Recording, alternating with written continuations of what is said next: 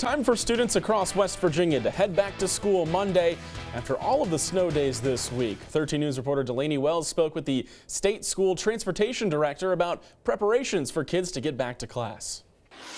Impact of the winter storm has lasted for about a week in our region, including day-to-day activities like work and school. But the Department of Education is working this weekend to get buses back on the roads for students to get back to school. The drivers and mechanics and transportation staff are out cleaning off buses to make sure the ice is off the top of the buses so we don't damage vehicles as we're traveling down the road.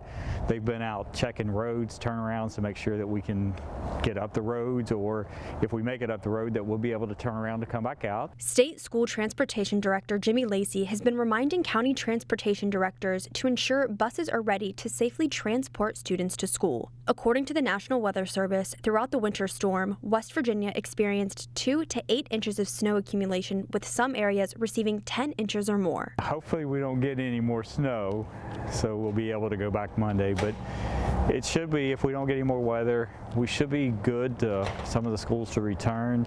Some of the more mountainous areas may be take a little longer to get back in school because of all the snow and ice that they had. County transportation departments have spent several days ensuring that buses are free of ice and snow. One of the things that a driver is required to do every day is a pre-trip inspection to make sure all the fluids are filled, check out the engine, check out all the lights, make sure they work, make sure the seats and everything's good, the emergency exits work properly. So they have an extensive pre-trip inspection that they have to do in order to drive to make sure the bus is safe for the students. Lacey adds that county's personnel have been on ladders and on top of buses, clearing sheets of ice off the roofs. In Charleston, Delaney Wells, 13 News.